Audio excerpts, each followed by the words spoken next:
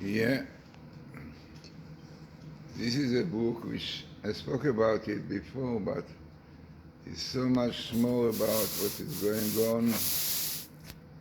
And in fact, this is a book which really will give us deep insight about what we have in Israel, the problems that we have. So the book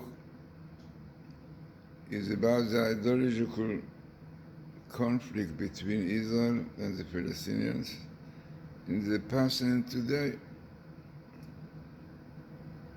So the title of the book is Philistines and Palestinians in Torah code, and it was translated by Yaakov Lavon with the assistance of Hillel Fendel. So, very important book, no doubt. And very important, really, knowledge taken from all the sources, Kabbalah, Zohar, Medrash, whatever it is about it. And in fact, in the back of the book, you have the following verse. The book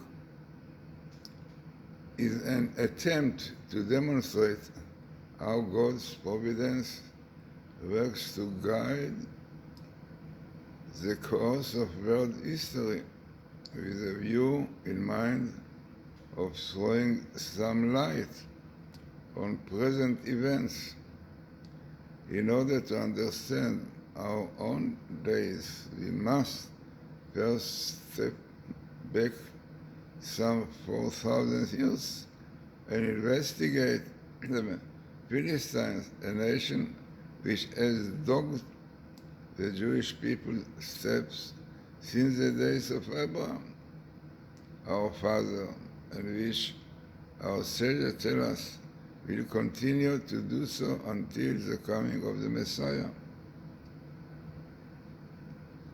So this is why it's so important to know about all this history that we had with the Philistines, and a lot for our time. It is very interesting that I wrote in my book Philistines and Canaanites. Yeah? To ignore the religious side of the Palestinians' problem is to ignore the actual source of the problem. We cannot expect to find any solutions by going this way. Far from it. To get at the roots of our present situation, we must first understand the spiritual roots of the Philistine nation. So we mentioned, even though the Palestinians maybe physically are not directly connected, but we mentioned the commentator Radak and others who say the fact that they are attracted to these places, Gaza, which was a very famous capital of the Philistines in the past, so no doubt they are spiritually are connected to this place. The basic spiritual trait of the Philistines is lust. Interesting. The Torah makes this clear right away while telling of the original Mitzrayim, the father of the Egyptian, Saad and Lydia, and the patricide and the castlehoods, from whom came forth the Philistines. Philistines as we know, the Torah tells us, the Medrash really points out that the verse does not say, as do all the other verses in that chapter, who sired the Philistine, but from whom came forth, indicating that their birth was a result of wife swapping between the two parents' nations. Unbelievable. The Kabbalistic scholars add that the very name Philistine indicates that their strength comes entirely from the spiritual power of lust.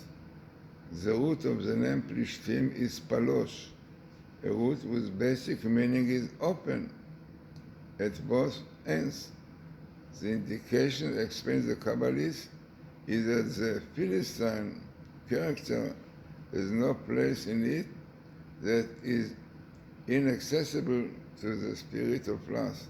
It is wide open to evil.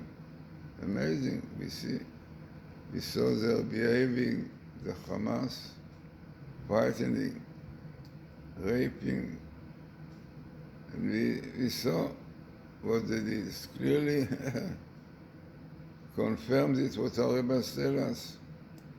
The base origin of the Philistine is hinted at in the Torah, not so as to sneer at them, but to provide us with reliable indicator of their national character and the basis for understanding their future behavior. For example, why did the Philistines cling so tenaciously to the land of Israel when other of its primeval people were forgotten, even to the point where the land is called the land of the Philistines?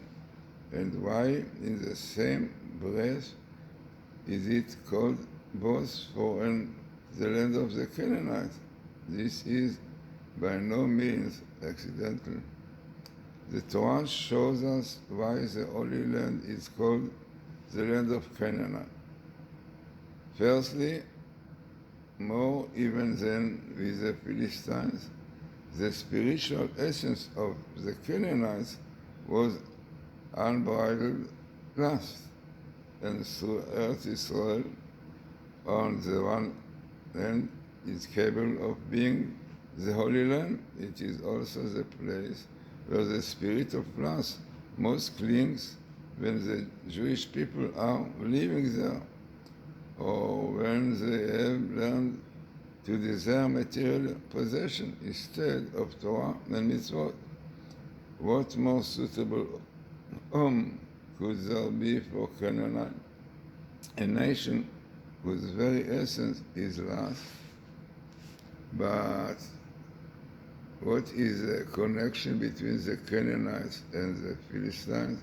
So the Zohar explained the Canaanites embody the worst of the materialistic, egoistic side of the universe, and the Philistines spring from the source, The Canaanites people then are the spiritual fathers of the Philistines, who in turn, since their source is Canaan, crave the land of Canaan to be their dwelling place and remain there despite all the viciousness of history.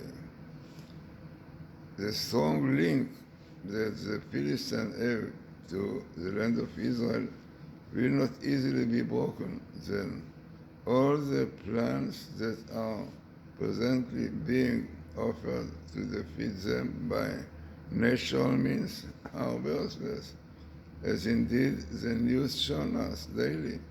Only the transcendent wisdom of faith and Torah can find the solution. So then I carry on and show how all these ideas are indicated in the gematria of the verse. So if you take the letters Knan, Kaf Nun Ayin Nun, it comes to the numerical value of 190, equivalent to the inner context of the name Philistines. Here is a hint from the very words themselves to confirm what we have already seen in the Zohar, that the inner context of the Philistine nation derived from the spirit of the Canaanites. So, a lot Gimatria which you have on the land of Canaan, which come to 481, which is the same numerical value of the evil force of Lamed Yud Tav, is extra, adding one, representing the force itself. So this is 481. So clearly we see the root of the Philistines, the Palestinians, last connecting themselves with the Lilith, which is the evil force of lust. So really going more into this idea is so much, a lot. In fact, it is very interesting that according to the Zohar, Gog and Magog and the Philistines are connected unbelievably. There is a verse which says, when you go to war in your land against the enemy that oppresses you, then you shall sound the trumpets, and you shall be remembered before the Lord your God. This is a verse in Numbers. So the Baal of Turim explains this verse as referring to the war of King Gog of Magog against Israel, which will occur at the beginning of the Messianic age. Unbelievable. What we have today, Gog and Magog, both evil king and evil land, draw their power from the negative influence of arrogance. Rabbi Sadok HaKohen finds this trait implied in their names. The letter Gimal, Gog and Magog, lot of letter Gimal, So, conspicuous in Gog and Magog is the initial Gaive, pride, corrected pride. The Shem Ishmael teaches us that the destructive pride of Gog and Magog is evident in all walks of life. This is just what the rabbis predicted would be the case in the generation before the coming of Messiah. Rebelliousness and rejection of authority will spread through both individual and social life. This can be seen, sadly, even in the family circle where children are alienated from parents and man and wife are estranged. We see the happening on a large scale too, as the secular community is seized by an insatiable urge to throw off the yoke of Torah and mitzvot, and so it goes all over the world.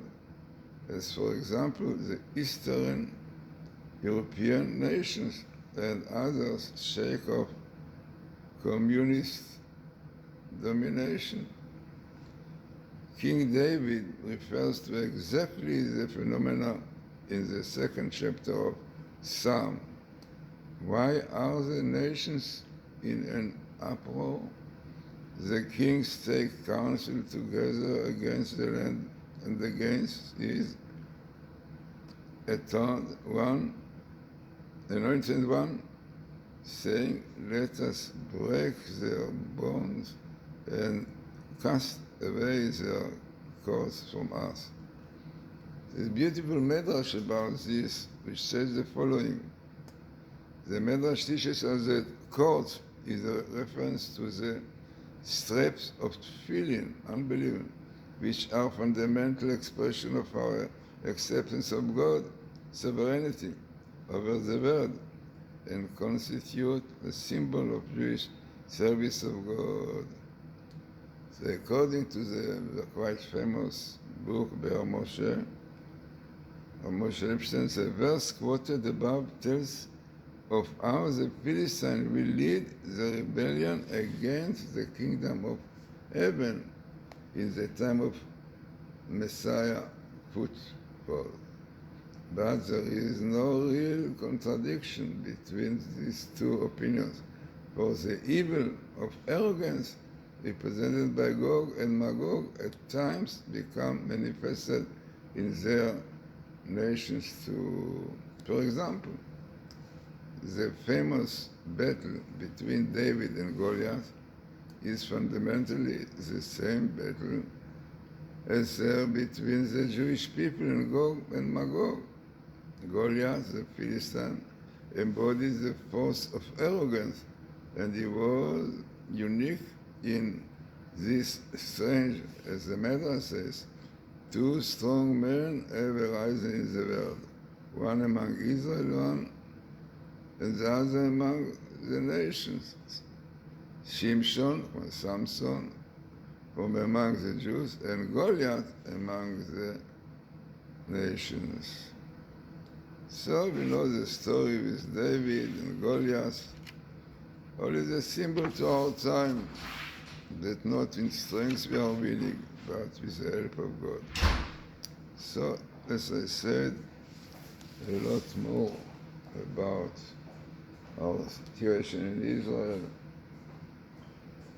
And in the book, Philistines and Palestinians in Torah codes, you can get it in my site, glazersonbooks.com, or in amazon.com. So, a lot about the situation that we are now in, and the only answer is only by keeping Torah or mitzvot.